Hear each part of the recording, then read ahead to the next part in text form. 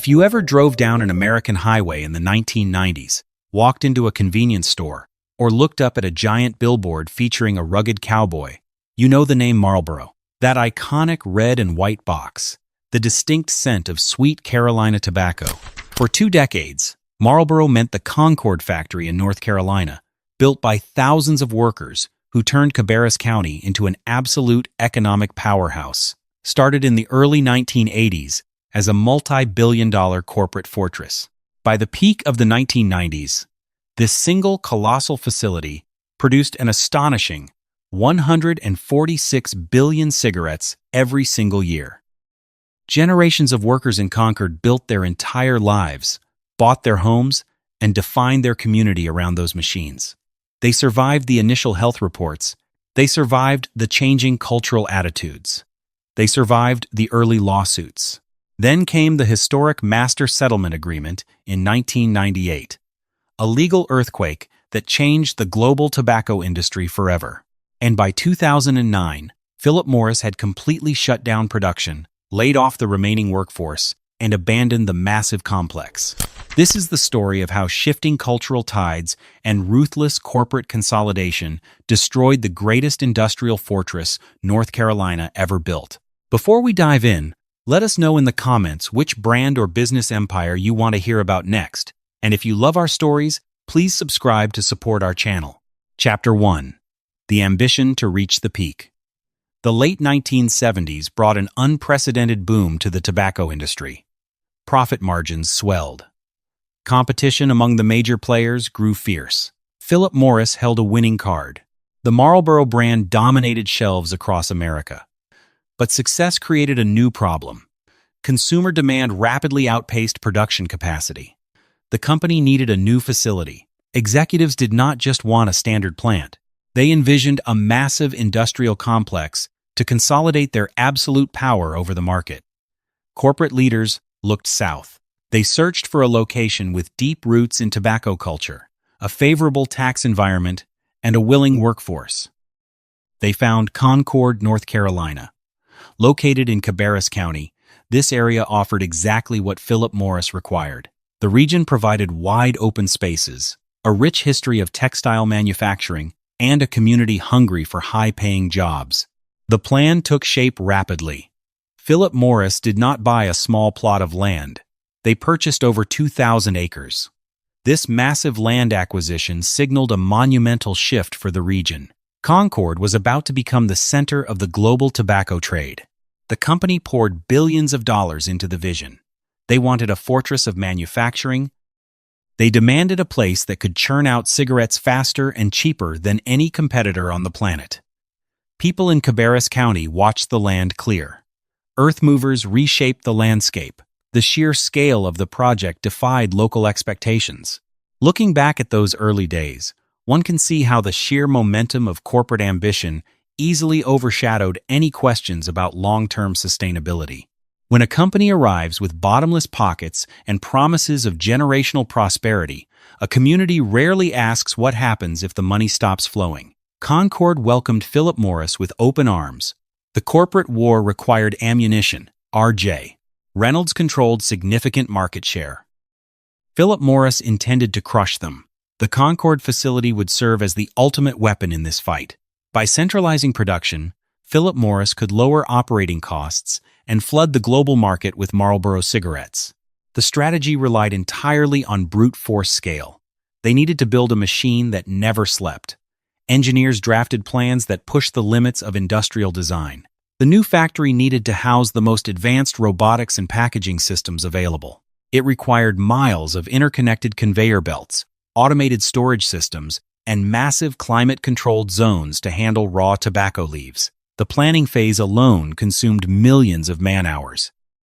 Every single detail aimed at a single goal. They wanted maximum output with minimal human error.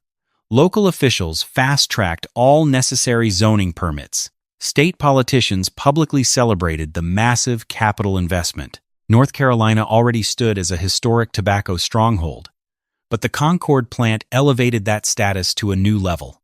It represented the absolute peak of modern manufacturing. As the land preparation finished, fleets of cement trucks arrived. Workers poured massive concrete foundations. Giant steel beams rose into the Carolina sky. The physical structure finally began to match the massive financial investment on paper.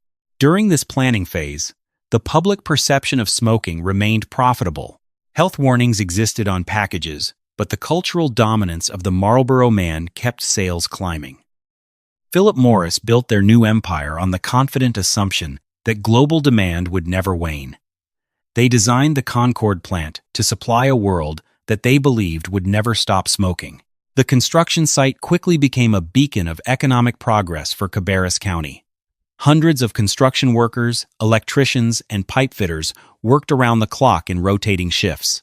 They built specialized heavy-duty ventilation systems to manage thick tobacco dust.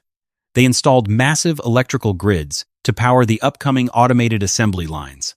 The final blueprint mapped out a complex spanning millions of square feet under a single roof. It functioned as a self-contained city, dedicated entirely to the mass production of one specific product. As the calendar turned to the early 1980s, the corporate vision neared physical reality. Philip Morris had successfully laid the groundwork for an industrial behemoth. The company owned the most popular brand on earth. They controlled the massive plot of land. They secured the necessary political support. Soon, they would power up the factory. The stage was set for a new era of unprecedented production. It was an era that would permanently bind the fate and future of Concord to the fortunes of the red and white Marlboro box. Chapter 2. Design of a Fortress. The blueprint for the Concord facility demanded absolute perfection. Philip Morris did not just want a factory. They wanted an impenetrable industrial fortress. The company hired the most elite architects and engineers available. They tasked these experts with creating a facility that would secure total dominance over the global tobacco market. The site covered thousands of acres, but the main manufacturing building alone required a breathtaking footprint. The roof stretched across millions of square feet, covering an area large enough to house dozens of football fields. Construction advanced with a relentless, punishing pace. Workers moved millions of cubic yards of Carolina red clay. They poured enough concrete to build a small city. Giant steel girders rose into the sky, forming the skeleton of this mechanical giant. The sheer scale of the project intimidated anyone who stood at the perimeter fence. It looked less like a manufacturing plant and more like a self-contained sovereign state. Every day, hundreds of trucks rolled through the gates delivering materials, equipment, and manpower. Inside the colossal structure, engineers installed the beating heart of the operation.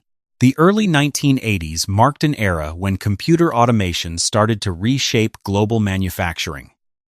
Philip Morris embraced this technological shift completely.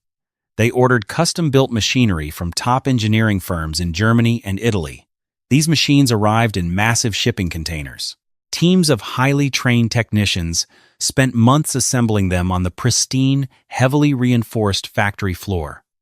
The implemented technology focused entirely on raw speed and surgical precision. Automated conveyor belts snaked through the building for miles.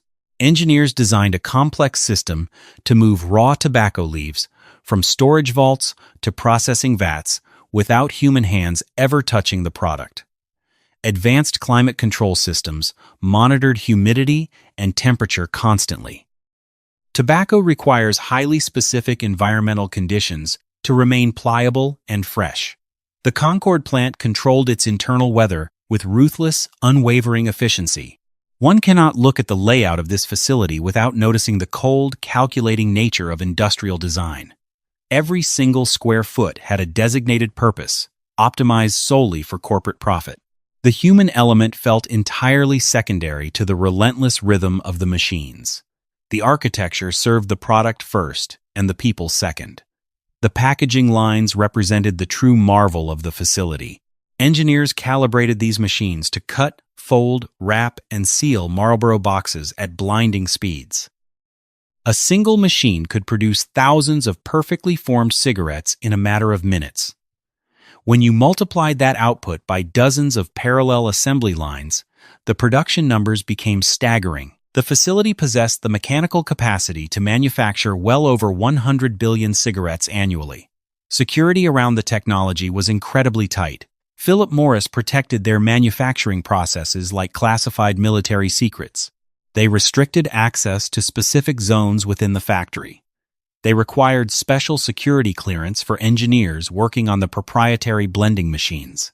The exact formula for the Marlboro blend remained locked away in corporate vaults, but the physical execution of that legendary formula happened right here on the factory floor. By the middle of 1983, the massive construction phase finally reached completion. The exterior walls gleamed under the southern sun. The newly paved parking lot stretched out for acres, waiting for the thousands of workers required to run the operation. The transition from a chaotic construction site to a highly controlled active factory happened quickly and methodically. The official opening lacked the loud fanfare of a public carnival. Instead, it carried the heavy weight of corporate expectation. Executives arrived from the New York headquarters. Local politicians gave speeches about economic growth, prosperity, and massive job creation. They cut a ceremonial ribbon, but the true celebration happened inside the walls. A technician engaged the main power grid. The hum of electricity flowed through miles of heavy copper wire. The massive industrial exhaust fans spun to life. Then, the primary production machines activated. The sound started as a low, deep rumble and quickly built into a deafening roar. It was the undeniable sound of mechanized commerce. Raw tobacco entered one end of the building. Perfect, tightly wrapped cartons of Marlboro cigarettes exited the other. Forklifts buzzed around the loading docks in an endless ballet, moving pallets of product onto waiting trucks. These trucks immediately dispersed onto the interstate highway system, carrying the lifeblood of the Philip Morris empire to every corner of the country. The Concord plant was officially alive. The fortress stood ready. The machines were hungry, and they had a world to feed. Chapter 3. Economic Heart of Cabarrus. The doors of the Concord facility opened, and wealth immediately flooded Cabarrus County. Before Philip Morris arrived, this region relied heavily on textile mills. Those mills provided steady work but modest pay. The tobacco giant changed that equation overnight. They did not just offer jobs, they offered a completely different standard of living. Hiring managers at the new plant saw lines of applicants stretching out the door. People left the textile mills. They left construction jobs. They left retail. Word spread quickly about the compensation packages. Philip Morris paid wages that nearly doubled the local average. They offered comprehensive health insurance, generous vacation time, and robust retirement plans. For a worker in Concord in the 1980s, landing a job at the Marlboro plant felt like winning the lottery. When you drive through the specific neighborhoods built during the late 1980s around Concord, you do not just see brick houses and manicured lawns. You see the direct physical manifestation of tobacco money. The sudden influx of high-paying manufacturing jobs created an instant middle class. These workers needed places to live. Real estate developers rushed to buy land and build subdivisions. House prices rose, but the factory workers could afford them. The economic ripple effect moved fast. Local car dealerships could barely keep trucks and sedans on their lots. Factory employees bought new vehicles with cash. Restaurants that used to serve cheap lunches suddenly had waiting lists for dinner. Retail stores opened in new shopping centers built specifically to capture this new disposable income. The town of Concord transformed from a quiet southern hub into a booming economic engine. Local businesses adjusted their operations to match the factory schedule. Diners opened at unusual hours to serve breakfast to third-shift workers finishing their rotations at dawn. Bars hosted happy hours at 8 in the morning for the night crews.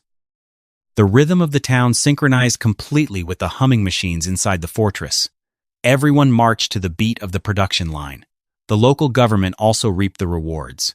Philip Morris became the largest taxpayer in the county by a massive margin.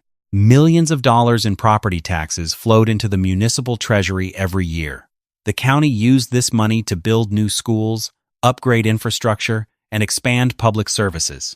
Fire departments bought new trucks. Police departments hired more officers. The entire civic structure of Cabarrus County leveled up, funded almost entirely by the production of cigarettes. Inside the factory, a unique culture developed. The work was demanding but deeply rewarding. Employees worked rotating shifts to keep the machines running 24 hours a day. They wore specific uniforms to maintain cleanliness. They operated complex robotics and managed high-speed packaging lines. The company treated them exceptionally well, fostering a sense of deep corporate loyalty. Workers proudly wore Philip Morris jackets and hats around town. They viewed the company not just as an employer, but as a benefactor. Generations of families started working side by side. Fathers helped sons get hired. Spouses worked on different shifts. The factory became the absolute center of gravity for social and economic life in the region. If you lived in Cabarrus County in 1990, you either worked for Philip Morris, you had a family member who worked there, or your business depended on people who worked there. This prosperity created a powerful but dangerous bond. The community tied its entire identity to a single product. The factory produced billions of Marlboro cigarettes, and those cigarettes paid for the mortgages, the college funds, and the local schools. The people of Concord understood exactly what they manufactured. They knew the product carried health risks, but the sheer volume of wealth generated by the plant made it easy to ignore the outside world. The reliance became total. A community that had once diversified its economy now put all its faith into one corporate entity. They trusted Philip Morris to keep the machines running. They trusted the global market to keep buying Marlboro boxes. They built their entire future on a foundation of white paper and cured tobacco. As the 1980s gave way to the 1990s, the money kept rolling in, and the people of Cabarrus County had no reason to doubt that the boom would last forever. They were the economic heart of the tobacco world, and they pumped wealth into the region with every carton that rolled off the line. Chapter 4. The Golden Era of White Smoke. The late 1980s and early 1990s defined the golden era of the Concord facility. The factory reached its maximum potential. Output numbers shattered previous corporate records. The machines inside the massive complex did not stop. They ran 24 hours a day, 7 days a week. The plant operated as a perpetual motion machine of profit. Philip Morris executives demanded peak efficiency. The factory responded. At its absolute height, the Concord plant produced an astonishing 146 billion cigarettes in a single year. To comprehend that number, you have to break it down. That equals roughly 400 million cigarettes manufactured every single day. The factory churned out millions of cartons per hour. The logistics required to support this output defied belief. Train cars filled with raw materials arrived constantly at the rear loading docks. Massive silos stored the blended tobacco, keeping it at the exact required humidity. The factory consumed mountains of specialized paper, tons of filters, and rivers of adhesive every week. The supply chain stretched across the world just to feed this one massive location in North Carolina. When shift changes occurred, thousands of workers flooded the gates. It looked like a small army mobilizing for a daily campaign. First shift clocked out, exhausted but well compensated.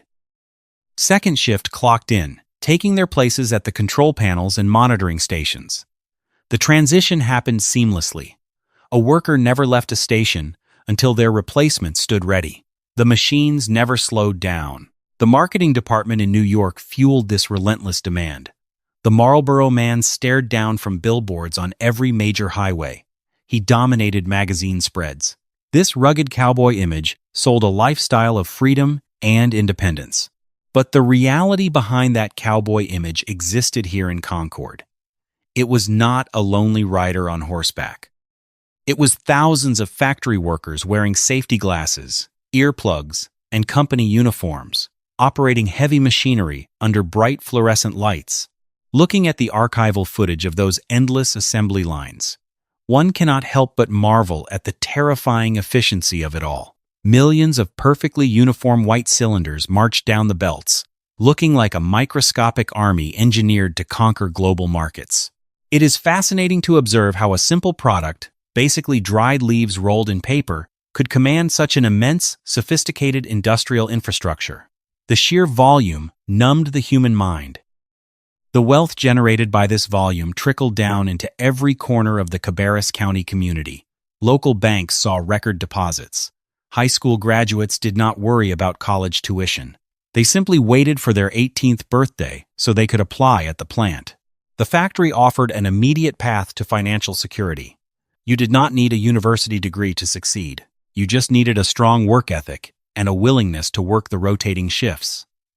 The executives at Philip Morris viewed the Concord plant as their ultimate crown jewel. It represented the pinnacle of their corporate strategy. They had successfully consolidated production, lowered overhead, and maximized output. The profit margins grew wider with every passing quarter. Wall Street loved the stock. The dividends paid out reliably to shareholders across the globe. During these peak years, the factory operated in a state of perpetual triumph. They met every quota. They broke every production record. The local management hung banners, celebrating their manufacturing milestones. The workers felt a genuine sense of pride. They built the most popular consumer product in the world. They did it faster and better than anyone else in the industry. The scent of sweet, cured tobacco permeated the air inside the plant.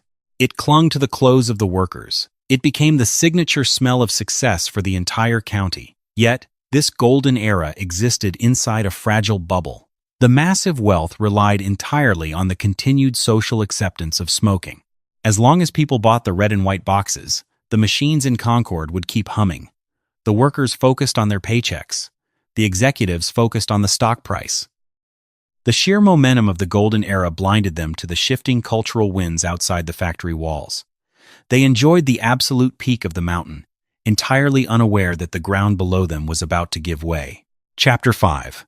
The First Dark Clouds. The 1990s started as a continuation of the golden era, but the atmosphere soon changed. A cultural shift began to sweep across the United States. It did not happen overnight. It moved like a slow, rolling storm, gathering strength just beyond the horizon. For decades, the public viewed smoking as a normal, acceptable part of adult life. Now, the narrative inverted. Society started viewing cigarettes as a public health crisis.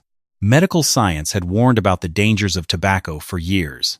However, the early 1990s brought an aggressive new wave of anti-smoking campaigns. Government agencies published comprehensive reports detailing the undeniable link between smoking and severe health issues. These were not just quiet studies published in obscure medical journals. They dominated the evening news. They filled the front pages of major newspapers. Advocacy groups mobilized across the country. They demanded action. Lawmakers responded by banning smoking on domestic flights. Restaurants began carving out non-smoking sections, eventually banning the practice entirely indoors. Office buildings forced smokers out onto the sidewalks. The rugged Marlboro man, once a symbol of American freedom, suddenly became a target for public outrage. Health advocates painted over his billboards with grim warnings. The cultural shift isolated the smoker, and by extension, it isolated the people making the cigarettes. Inside the Concord facility, the machines continued their deafening roar. The production quotas remained impossibly high, but a new psychological pressure breached the factory walls. Workers arrived for their shifts and traded whispers in the break rooms. They watched the national news broadcasts just like everyone else. They saw the protests. They heard the harsh rhetoric directed at their employer. The people of Cabarrus County found themselves caught in a profound cognitive dissonance. It is a strange human phenomenon to master a craft, to build a product with absolute precision, only to have the outside world suddenly declare that product a poison. The workers took immense pride in their efficiency. They ran the most advanced packaging lines on Earth. Yet, they now faced uncomfortable questions at family gatherings or church picnics. Outsiders began asking how they could sleep at night, producing billions of deadly items. This moral spotlight felt deeply unfair to the men and women on the factory floor. They did not design the corporate strategy. They did not hide medical data. They simply clocked in, did their jobs expertly, and used their paychecks to feed their families and pay their mortgages. They viewed Philip Morris as a generous provider. The outside world viewed the company as a villain. Bridging that gap became impossible. The local community circled the wagons. They defended the factory fiercely because their entire economic survival depended on it. Corporate executives in New York tried to shield the workforce from the growing storm.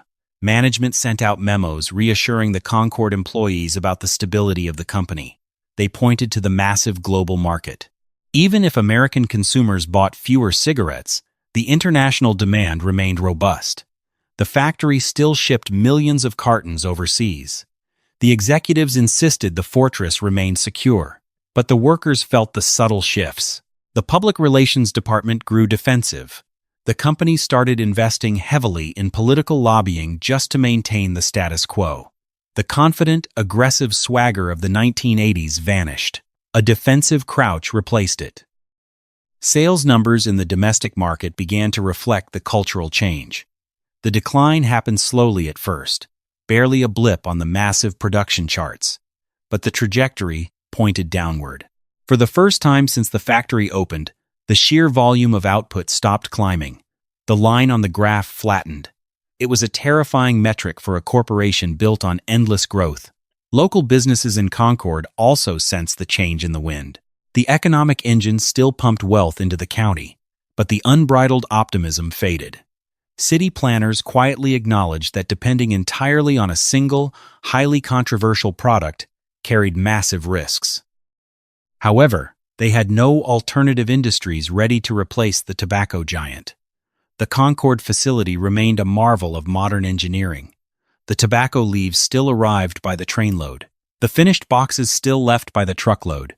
But the golden era of unquestioned triumph had ended. The sky over the tobacco industry darkened. The cultural foundation that supported the entire enterprise started to crack. The workers kept the machines running, but they could no longer ignore the storm gathering right outside their doors. The real battle was just beginning.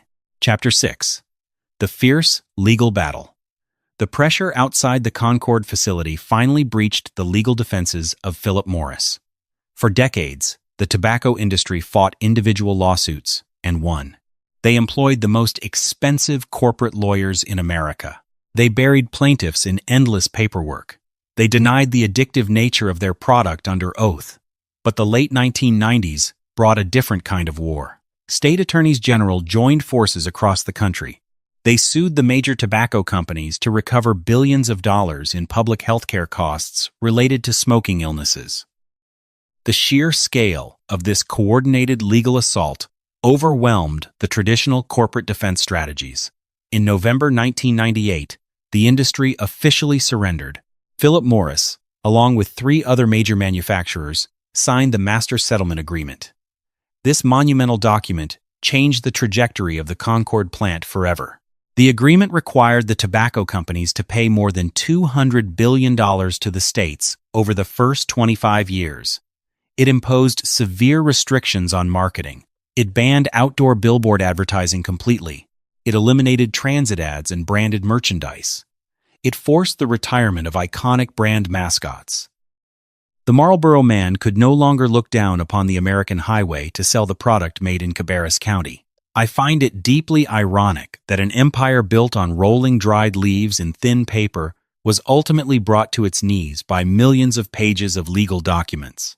The executives thought they built an impenetrable fortress of steel and concrete in North Carolina, but the true battlefield turned out to be the courtroom. The financial blow hit the corporate headquarters immediately. To fund the massive settlement payouts, Philip Morris raised the wholesale price of cigarettes dramatically.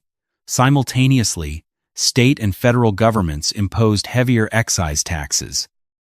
A pack of Marlboros suddenly became an expensive luxury for many working-class consumers. As prices spiked, sales volume dropped sharply. The unbreakable equation of endless corporate growth shattered. Inside the Concord plant, the reality of the Master Settlement Agreement altered the daily rhythm on the factory floor.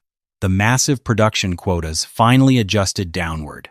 The factory still operated at a high level, but the frantic, 24-hour push began to show distinct signs of fatigue.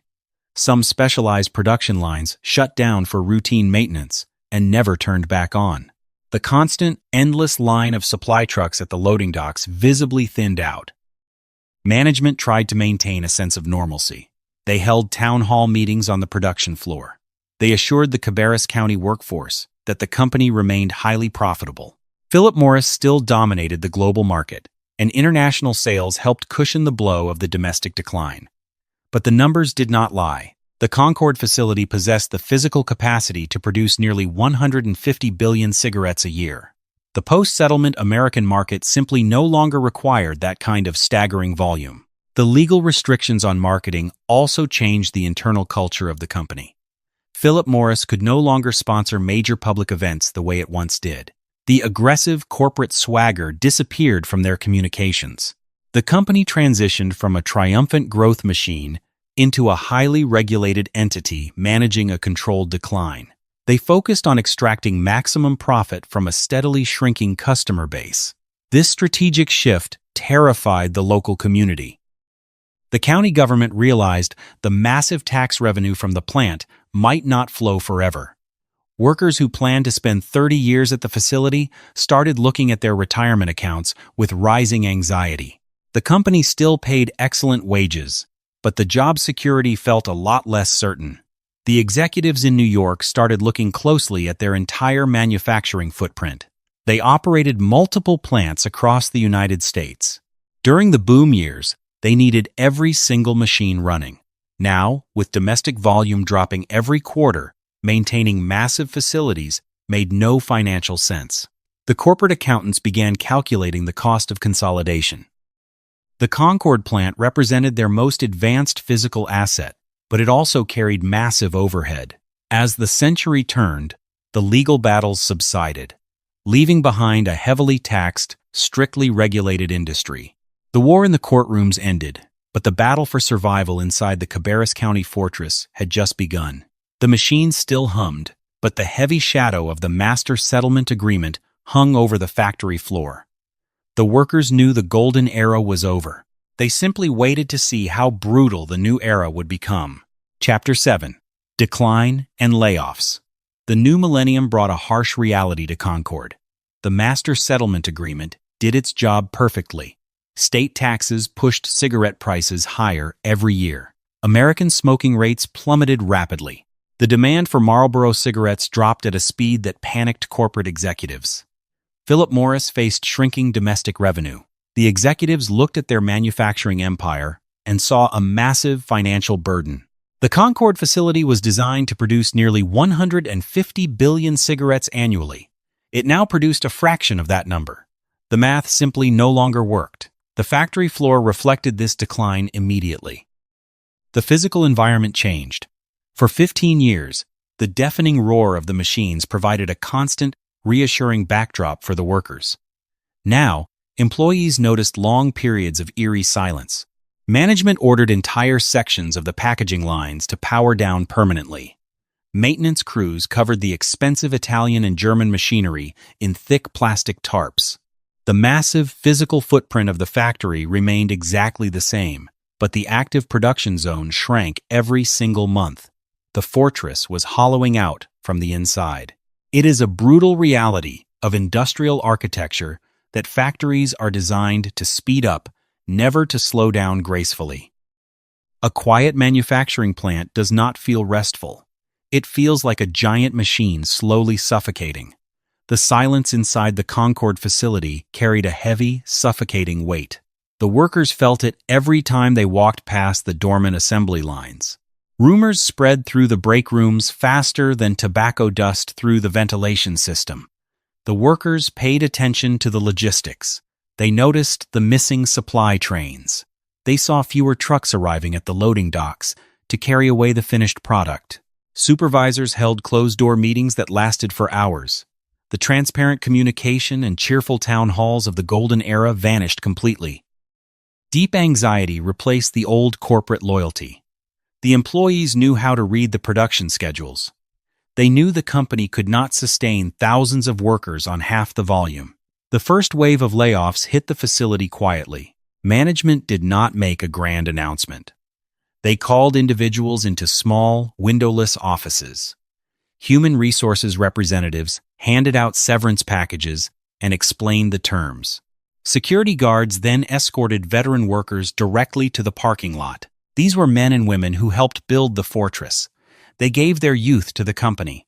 They worked the grueling rotating shifts for decades. Suddenly, they found themselves driving home in the middle of a Tuesday afternoon, completely stripped of their financial security. Morale inside the plant collapsed almost overnight. The surviving workers operated the remaining active lines with a heavy sense of dread. The old camaraderie fractured. The jokes in the break room stopped. People stopped talking about buying new cars or taking family vacations.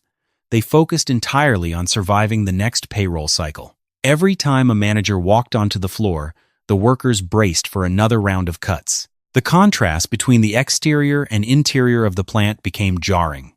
From the highway, the massive complex still looked like a shining beacon of American industry. The manicured lawns remained perfect. The corporate sign gleamed in the Carolina sun. But inside, the soul of the operation was dying. The workers walked through miles of empty corridors. They looked at the plastic-covered machines and remembered the days when those belts moved millions of cigarettes an hour. The physical structure stood strong, but the purpose of the building was fading away. The fear quickly spilled out of the factory gates and infected all of Cabarrus County. The local economic engine began to stall.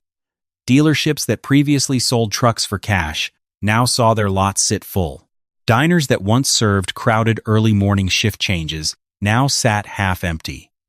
Real estate agents noticed a sudden drop in housing demand. The wealth that built the local middle class was drying up at the source. The people of Concord finally realized the terrifying truth of their situation.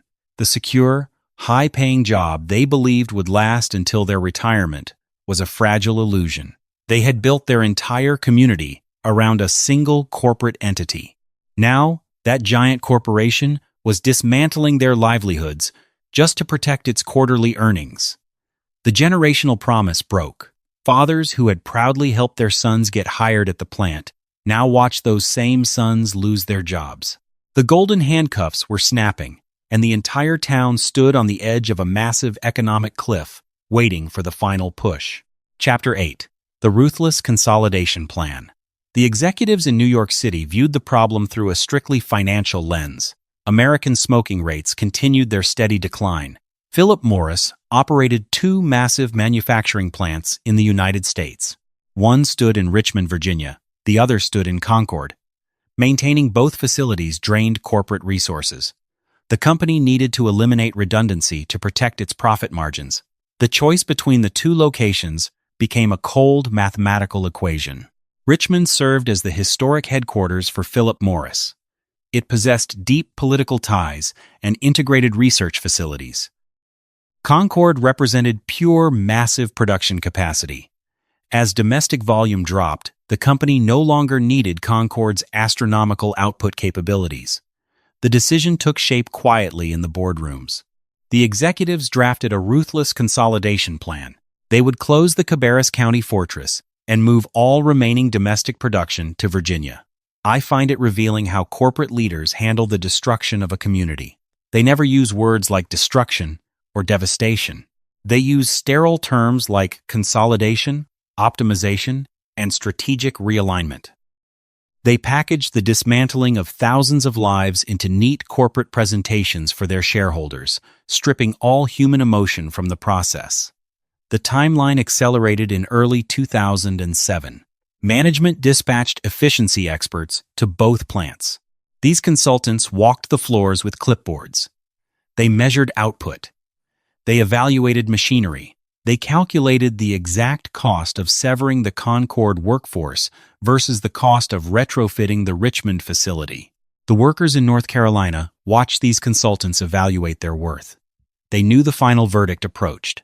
The factory floor felt like a waiting room for a terminal diagnosis. On the 26th of June, 2007, the waiting ended. Philip Morris made the official announcement. The company would close the Concord manufacturing facility completely. They planned to phase out production over 2 years and finalize the shutdown by 2009. The consolidation would eliminate approximately 2,500 jobs in Cabarrus County. The news struck the local community like a physical blow. The town of Concord stopped. People stood in grocery aisles and listened to the radio broadcasts. Local news stations interrupted their regular programming. The factory had served as the beating heart of the regional economy for nearly 25 years. Now, the corporate leadership intended to rip that heart out and relocate it 300 miles north. Philip Morris offered severance packages to the workers. They presented early retirement options for older employees. They even offered relocation packages for a select group of workers willing to uproot their families and move to Richmond. But these financial band-aids could not cover the massive wound inflicted on the county. The mathematical reality terrified local officials. The factory generated millions of dollars in tax revenue every year. It supported countless indirect jobs, from truck drivers to restaurant owners to local contractors. The closure threatened to trigger a regional economic depression. City planners scrambled to calculate the upcoming deficit. They realized they would have to cut public services, delay infrastructure projects, and raise local taxes on a population that was about to lose its primary source of income. Inside the factory, anger replaced anxiety. The workers felt profoundly betrayed. They had built the most efficient cigarette manufacturing plant in the world. They had generated billions of dollars in profit for Philip Morris. They had met every quota and endured every grueling shift. The company did not close the plant because the workers failed. The company closed the plant because the market changed, and the executives chose to protect their own bottom line over the survival of the Concord workforce. The transition plan required the Concord workers to dismantle their own workplace. Over the next 2 years, they had to train the Richmond teams on specific machinery. They had to pack up the advanced packaging lines and ship them to Virginia. They had to slowly power down the fortress they had built. It was a cruel requirement. The company asked them to dig their own economic graves to ensure a smooth transition of power. The psychological toll of the 2-year phase-out proved devastating. Workers arrived for their shifts knowing their jobs had an expiration date. They watched mechanics unbolt massive machines from the concrete floor. Forklifts carried these machines to waiting trucks bound for Virginia. The factory physically emptied out, piece by piece. The echoing silence in the cavernous halls grew louder every week. Local businesses felt the immediate impact. Dealerships that once sold new cars to factory workers now saw repossessions increase.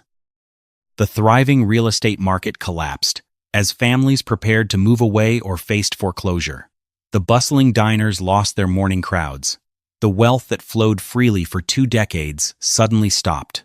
Cabarrus County had to learn how to survive without the massive financial engine that had defined its identity. The summer of 2007 marked the definitive end of the golden era.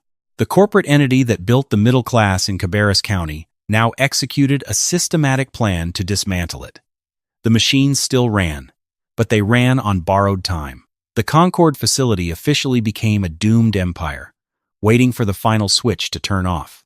Chapter 9. The Final Days of the Giant Machine. The final 2 years inside the Concord facility felt like a prolonged funeral. The vibrant energy that once defined the factory floor slowly drained away. Management scheduled the phase-out in deliberate, calculated steps. They did not shut the power off all at once. Instead, they powered down individual sectors, creating a creeping darkness that swallowed the massive complex piece by piece. Workers who remained until the end had to walk past endless rows of dark, silent machines to reach their shrinking production zones. The physical dismantling of the factory required a grim and systematic effort. Mechanics, who had spent decades keeping these high-speed machines running perfectly, now wielded heavy wrenches to tear them apart. They drained the hydraulic fluids. They unbolted the heavy steel frames from the solid concrete foundation. The company sold some of the older equipment to overseas competitors. They shipped the most advanced packaging lines directly to the remaining facility in Richmond. They sent the rest straight to the scrapyard. The factory floor, once a pristine marvel of automated engineering, began to look like an industrial graveyard scattered with steel bones. Watching this methodical deconstruction unfold, one realizes how quickly a monument to human labor can become a tomb. A building designed to house thousands of busy workers feels profoundly hostile when it stands empty. The massive ventilation system, originally built to clear thick clouds of tobacco dust, now merely circulated cold, stale air through completely abandoned corridors. The sheer, cavernous size of the building amplified every small sound. A dropped wrench echoed for hundreds of feet. The deafening roar of the golden era was entirely gone, replaced by a hollow, haunting silence that pressed heavily on the remaining crew. The surviving workforce bonded closely during these final, agonizing months. The old corporate hierarchies and departmental divisions completely faded. Supervisors and line workers shared the exact same grim fate. They spent their scheduled lunch breaks exchanging memories from the peak years. They talked about the record-breaking production runs in the late 1990s. They remembered the generous holiday bonuses, the overtime checks that paid for their homes, and the massive company picnics. These quiet conversations carried a heavy weight of nostalgia and shared grief. The workers were not just losing a reliable paycheck. They were losing a tight-knit community that had completely defined their adult lives. As the summer of 2009 approached, the massive production schedule dwindled down to a single operational line. The company retained a small, veteran crew to finish the absolute last batch of Cabarrus County Marlboros. These final scheduled shifts carried an incredible emotional burden. The workers knew every single box they packed brought them one step closer to unemployment. They performed their familiar tasks with the exact same precision they always had, maintaining their professional pride to the very last minute. But the underlying mood on the floor was absolutely devastating. The final day of production arrived with no corporate fanfare. No executives traveled down from New York to deliver sympathetic speeches. No local politicians showed up to mark the historic closure. The end came quietly and brutally. The last raw tobacco leaf entered the automated hopper. The machines rolled, cut, and packed the final red and white carton. The heavy robotic arms stacked the last pallet on the loading dock. And then, a designated floor manager reached out and hit the main electrical kill switch. The final machine spooled down. The deep electric hum faded into nothing. Absolute silence finally claimed the floor. Workers gathered near the rear loading docks for their final goodbyes. Grown men and women who had worked side by side for 25 years openly wept. They hugged, shook hands, traded phone numbers, and walked out through the heavy steel doors for the very last time. They walked out to the massive, completely empty parking lot and got into their cars. One by one, they drove away, leaving behind the massive fortress they had built with their own hands. Security guards locked the heavy perimeter gates. They turned off the exterior floodlights. The massive Philip Morris sign, which had proudly illuminated the Carolina sky for over 2 decades, went completely dark. The factory that once produced 146 billion cigarettes in a single year stood entirely vacant. It transformed instantly from the vital economic engine of Cabarrus County into a massive, useless shell of steel and concrete. The empire of white smoke had finally and completely vanished from Concord. Chapter 10. Legacy and Lessons from the Ruins. The massive gates at the Concord facility remained locked. Cabarrus County woke up to a new, brutal reality. The economic engine that drove the region for 25 years sat entirely dead. 2,500 workers lost their primary source of income. The immediate aftermath looked exactly like a financial disaster zone. Local businesses closed their doors rapidly. The restaurants that fed the shift workers boarded up their windows. Car dealerships downsized their lots or vanished completely. The county government stared at a massive gap in their annual budget. They lost their biggest taxpayer overnight. To keep the schools open and the police cars running, the city had to make painful choices. They raised property taxes on residents who were already struggling to find new employment. The golden handcuffs of the 1980s finally revealed their true cost. The factory itself became a massive physical problem. You cannot simply hide a complex that spans millions of square feet. It sat off the highway, dominating the landscape. Grass grew high in the perfectly paved parking lots. The massive corporate logos faded under the Carolina sun. The building looked like an ancient ruin from a forgotten civilization. It stood as a daily, painful reminder of what the community had lost. Former workers found the transition incredibly difficult. Many held highly specialized skills tailored specifically to tobacco manufacturing. A mechanic, who spent 20 years calibrating high-speed cigarette packaging lines, could not easily transfer those skills to a different industry. Some workers took early retirement. Others settled for minimum-wage retail jobs just to survive. The generational wealth building abruptly stopped. The promise of a secure future evaporated completely.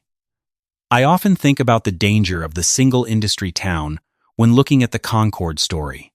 It is a trap that American communities fall into repeatedly. A massive corporation arrives, with deep pockets. They offer wages that no local business can match.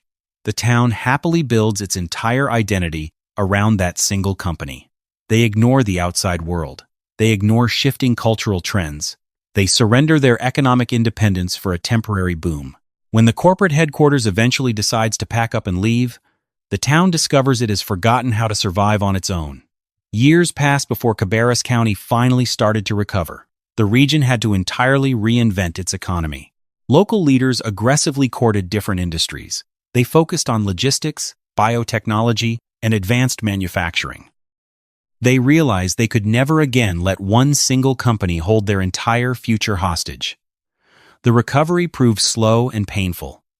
The new jobs rarely offered the same incredible benefits that Philip Morris once provided. But the new economy possessed one crucial advantage. It was diversified. It was resilient. The physical shell of the Marlboro fortress eventually found a second life. In 2018, an investment group purchased the massive site. They tore down significant portions of the old tobacco infrastructure. They repurposed the remaining buildings into a modern logistics and industrial park. Car battery manufacturers, beverage distributors, and tech companies moved into the space. The area slowly filled with workers again. The new configuration lacked the singular, terrifying focus of the golden era, but it represented survival. The story of the Concord factory leaves behind a profound business lesson.